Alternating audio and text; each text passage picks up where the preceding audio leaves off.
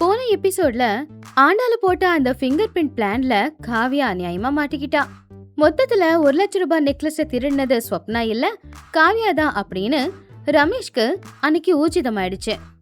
அதனால ரமேஷ் அந்த நெக்லஸ ஸ்வப்னாவுக்கே கிஃப்டா கொடுத்துட்டான். பொண்ணுக்கு எல்லாருக்கும் முன்னாடி நடந்த இந்த அவமானத்தை பார்த்து கனகத்தால தாங்க முடியல.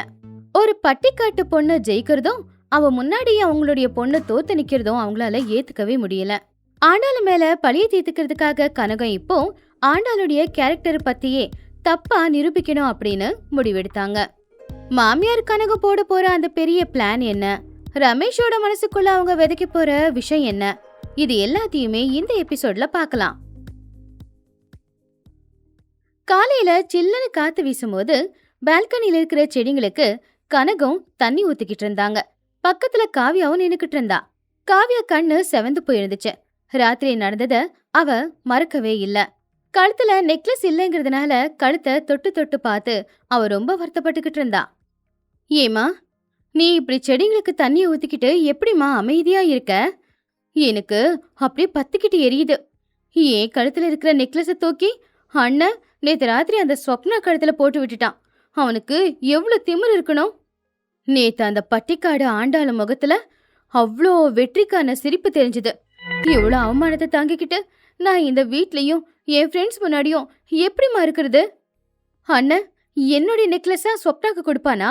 எனக்கு வயிறெல்லாம் எரியுது. ஏய் பைத்தியக்காரி, எதுக்கு கத்திக்கிட்டு இருக்க? அந்த ஆண்டாளு எங்கேயாவது இருந்து கேட்க போறா. அந்த ஆண்டாளு என்னையும் என் பொண்ணையும் அவமானப்படுத்தினதுக்கு அப்புறம் நான் நிம்மதியா தூங்குவேன்னு நினைச்சுக்கிட்டு இருக்கியா?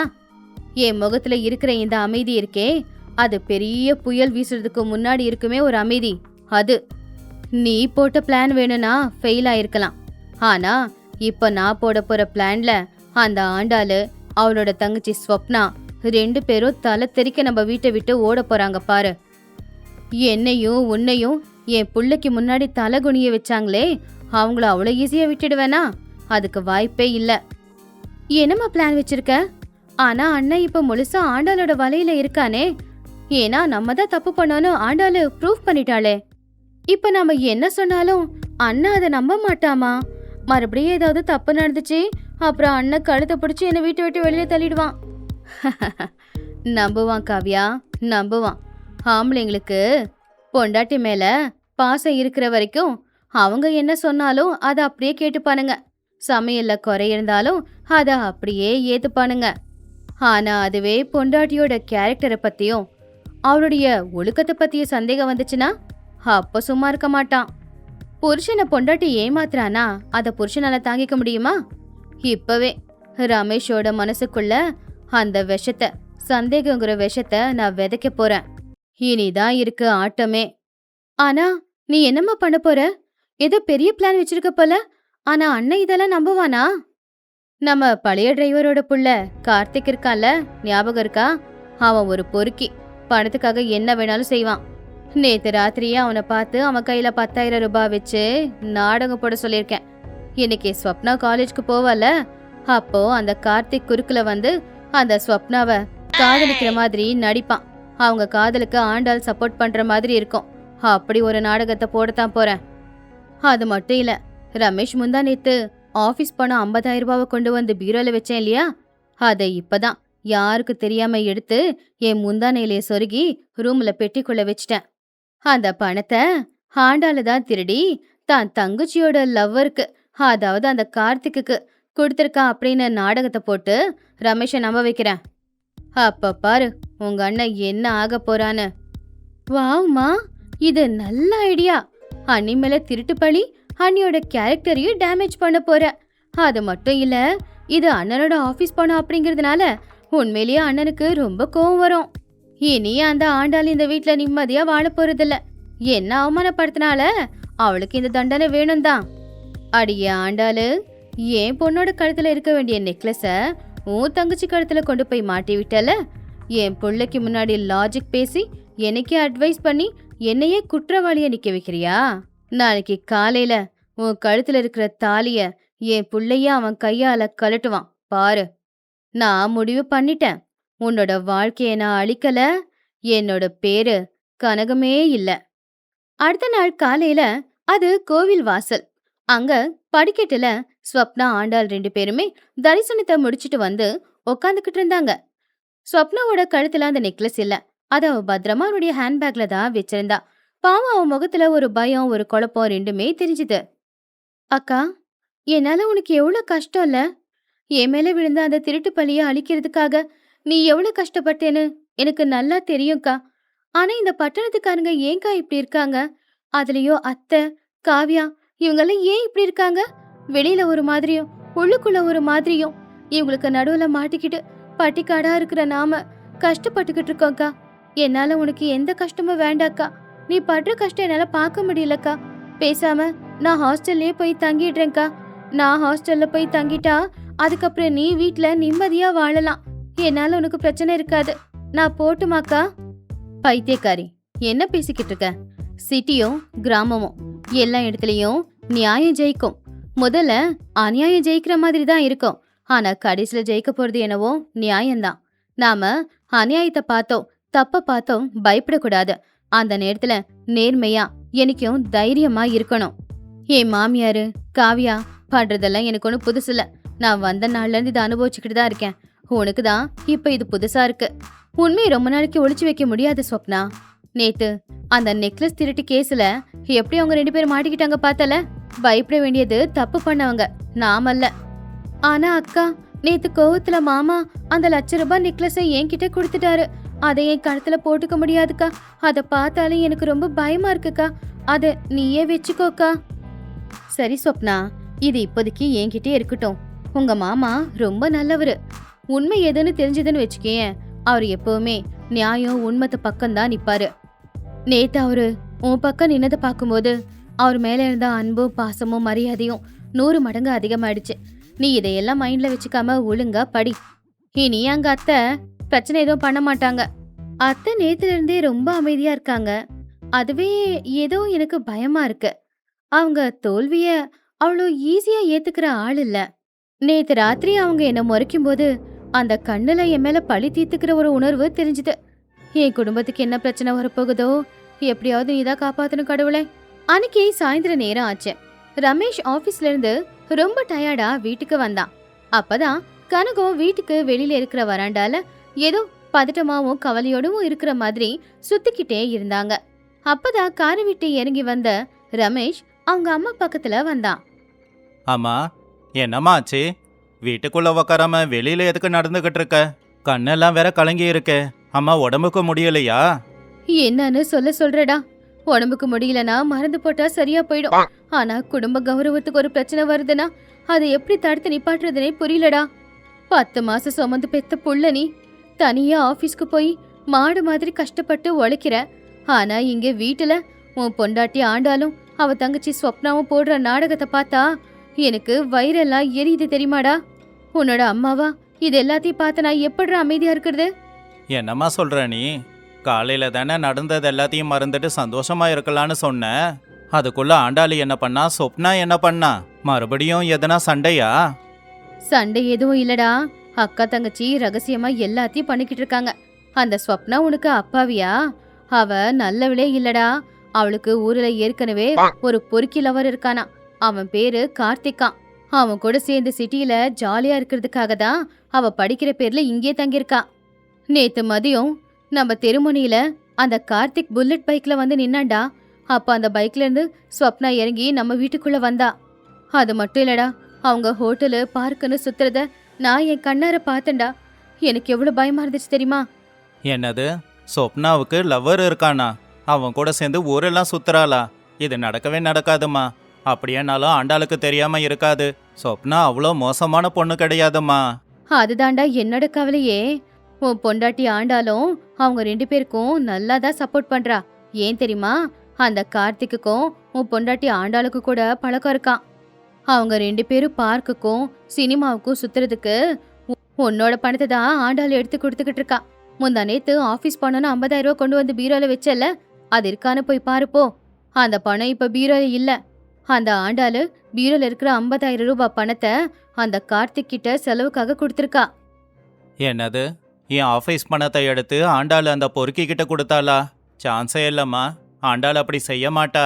அவளுக்கு பணத்து மேலலாம் ஆசை இல்ல. நீ தான் ஏதோ தப்பா புரிஞ்சுக்கிட்டு இருக்க. உன் பொண்டாட்டி மேல உனக்கு நம்பிக்கை இருக்கிறத நான் தப்புன்னு சொல்லலடா. உன் மனசு அப்படிப்பட்ட மனசு. ஆனா பெத்த தாய் சொல்றதையும் நம்பணும்ல. உனக்கு சந்தேகம்னா நீ போய் பீரோல பணம் இருக்கான்னு பாரு. அங்க பணம் இருந்தா நீ வந்து என்ன திட்டு. அவங்க உன்னை ஏமாத்துறாங்கடா. தயவு செஞ்சு ஏமாந்துராதடா. அம்மா எவ்வளோ கோவமா இருந்தாலும் ஆண்டாளு மேல இப்படி தேவையில்லாத பழியெல்லாம் போட மாட்டாங்க. காவ்யாவுக்கு அம்மா சப்போர்ட் பண்ணது உண்மைதான். ஆனா அது அம்மாவோட பிளான் இல்ல. அப்படியே இருந்தாலும் ஆண்டாள் எப்படி என் பணத்தை எடுத்து அந்த பொறுக்கி கிட்ட கொடுப்பா? ஆண்டாள் அப்படிப்பட்ட பொண்ணு இல்லையே. சரி, எதுக்கும் போய் செக் பண்றேன். பீரோல பணம் இல்லனா அப்புறம் இருக்கு இந்த அக்கா தங்கச்சிங்களுக்கு. அப்படின்னு சொல்லி ரமேஷ் ரொம்பவும் கோவமா வீட்டுக்குள்ள போனான். அவனுக்கு பின்னாடியே கனகம் மெதுவா சிரிச்சுக்கிட்டு போய்கிட்டு இருந்தா. ரமேஷ் பீரோல இருக்கிற எல்லா பொருளையும் வெளியில எடுத்து போட்டு செக் பண்ணான். அவனுக்கு பணம் கிடைக்கல. அங்க இருக்கிற சின்ன சின்ன டப்பால கூட பணம் இருக்கான்னு தேடி பார்த்தான். பணம் இல்லைங்கிறதுனால அவனுக்கு கோவம் தலைக்கேறிச்சு. அப்பதான் ஆண்டாளு சுட சுட சாப்பாடை எடுத்துக்கிட்டு ரமேஷ்காக ரூமுக்குள்ள வந்தா. என்னங்க, என்ன இது? பீரோல ஏதாவது பொருள் தேடி எல்லாத்தையும் தூக்கி போட்டுட்டீங்களா? என்கிட்ட சொன்னா நான் எடுத்து கொடுத்துருப்பேல. சரி, போய் முகம் கழுவிட்டு வாங்க. ரொம்ப டயர்டா இருப்பீங்க. உங்களுக்காக சூடா சாப்பாடு கொண்டு வந்திருக்கேன். போதும் நிறுத்து ஆண்டாளு. நீ என்ன நல்லபடியா கவனிக்கிறதா சொல்லி உன் வலையில என்ன போட்டுக்க பார்க்காத. முதல்ல ஒரு விஷயம் சொல்லு. நான் ஆஃபீஸ் பண்ண 50,000 ரூபாய் பீரோல கொண்டு வந்து வச்சேன் இல்லையா? அதை எவ்வளோ தேடியும் கிடைக்கல. நான் கஷ்டப்பட்டு உழைச்சி சம்பாதிச்ச பணத்தை எவங்கிட்ட தூக்கி கொடுத்த? பணமா? எனக்கு தெரியாதுங்க. நான் பீரோ லாக்கர் கிட்ட சுத்தமா போகவே மாட்டேனே. பணம் எல்லாத்தையுமே பீரோல வைக்கிறது நீங்க தானே. வேற யாராச்சும் எடுத்திருக்காங்களான்னு எதுக்கும் ஒரு தடவை செக் பண்ணி பாத்துருங்க நீங்க. செக் பண்ணி பார்க்கணுமா? அப்படின்னா வேற யாராவது எடுத்திருப்பாங்கன்னு சந்தேகப்படுறியா? அன்னைக்கு ஏதோ காவியா மாட்டிக்கிட்டா அதனால ஓகே. ஆனா இன்னைக்கு நான் நேரடியா கேட்குறேன். அந்த கார்த்திக்கு எதுக்காக நீ பணம் கொடுத்த? நான் கஷ்டப்பட்டு உழைச்ச பணம். அதை கொடுக்க உனக்கு எப்படி மனசு வந்துச்சு? கார்த்திக்கா? கார்த்திக் யாருங்க? அந்த பேரை இதுக்கு முன்னாடி நான் கேள்விப்பட்டதே இல்ல. உங்க மேல சத்தியம் பண்ணி சொல்றேன், அந்த பணத்தை நான் எடுக்கல, யாருக்கும் நான் கொடுக்கல. ஏன் என் மேல திருட்டு பழிய சுமத்துறீங்க?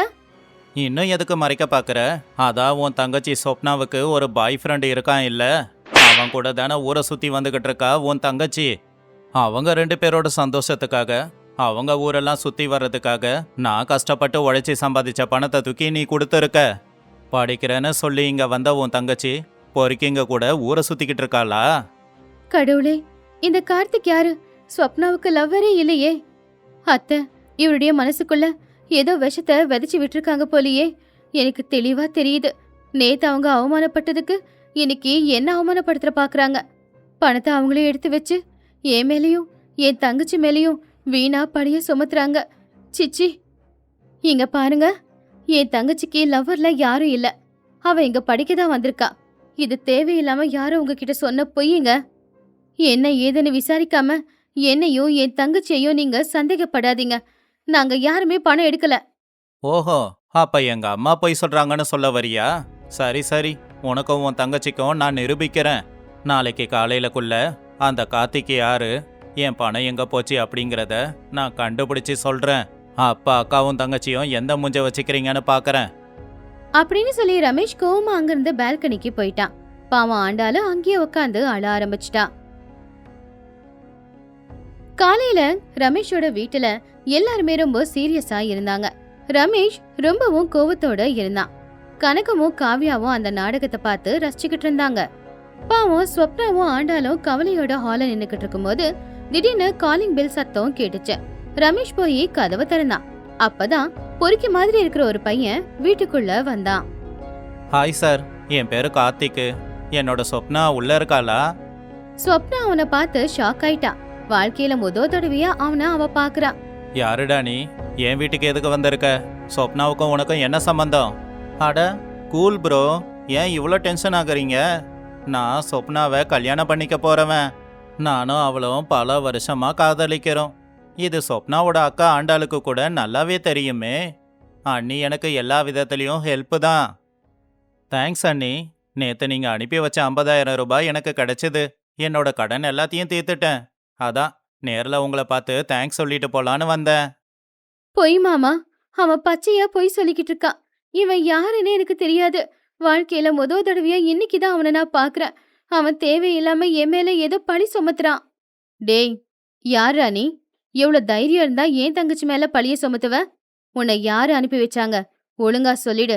இல்ல இப்பவே போலீஸ்காரங்கள வர வச்சு உண்மைய வர வச்சிருவேன். பாத்தியாடா ரமேஷ், உன் பொண்டாட்டியும் உன் மச்சினிச்சியும் எவ்ளோ புத்திசாலிங்க. என்னம்மா நாடகம் போடுறாளுங்க. அவனே வீட்டுக்கு வந்து அவனுக்கு கொடுத்த பணத்துக்கு தேங்க்ஸ் சொல்லிக்கிட்டு இருக்கான். ஆனா இவங்க 2 பேரும் எதுவும் நடக்காத மாதிரி எப்படி நடிக்கிறாளுங்க பாரு.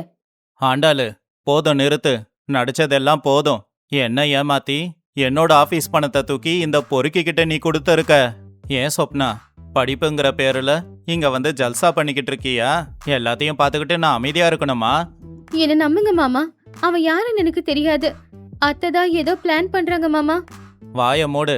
என் அம்மாவை பத்தி எதனா பேசினா கழுத்தை பிடிச்சி வெளியில தள்ளிடுவேன். ஆண்டாளு, அக்கா தங்கச்சிங்க 2 பேருக்கும் கடைசியா ஒரு சான்ஸ் தரேன். 2 பேருமே மூட்டை முடிச்ச கட்டிட்டு வெளியில போங்க. இல்லனா என் கையாலேயே உங்களை வெளியில தள்ள வேண்டியது இருக்கும். ரமேஷ் அப்படி சொன்ன உடனே ஆண்டாளோட இதயமே நின்னு போயிடுச்சு. அப்போ கனகமும் காவியாவும் ஒருத்தங்க பார்த்துக்கிட்டு சந்தோஷமா சிரிச்சுக்கிட்டு இருந்தாங்க. கார்த்திக் மெதுவா யாருக்கு தெரியாம அங்கிருந்து கிளம்பிட்டான். கடவுளே, எவ்வளவு பெரிய மோசம் இது. என் புருஷனோட கண்ணை மறைச்சிட்டாங்க. என் தங்கச்சி மேல அநியாயத்துக்கு பழிய தூக்கி போட்டுட்டாங்க. இப்ப மட்டும் நான் அழுதுகிட்டு இங்கிருந்து போயிட்டேன், அப்புறம் நான் தான் இந்த தப்பு பண்ணேன்னு எல்லாருமே நம்பிடுவாங்க. இல்ல, நான் போக மாட்டேன். இந்த எல்லா பிளானுக்கும் பின்னாடி, அந்த கார்த்திக்கு பின்னாடி இருக்கிறதும் அத்தை தான் அப்படிங்கறத நான் எப்படியாவது இவருக்கு தெரியப்படுத்துவேன். அது வரைக்கும் இந்த வீட்டை விட்டு நான் போக மாட்டேன். பாத்தீங்கல்ல, கனகம் எவ்வளவு பெரிய அநியாயமான பிளான் போட்டிருக்காங்கன்னு. ஸ்வப்னா மேல பழிய தூக்கி போட்டு ஆண்டாளுடைய குணத்தையும் சந்தேகப்பட வச்சு ரமேஷ அநியாயத்துக்கு நம்ப வச்சுட்டாங்க. இப்ப அடுத்து ஆண்டாளு என்ன பண்ண போறா? அவ மேல விழுந்த பழி அவ தங்கச்சி மேல விழுந்த பழி பொய் அப்படின்னு அவ எப்படி எல்லாருக்குமே நிரூபிக்க போறா? இந்த கதையோட அடுத்த எபிசோட்ல மாமியாருக்கும் மருமகளுக்கும் நடுவுல நடக்க போற யுத்தத்தை நாம பார்க்கலாம்.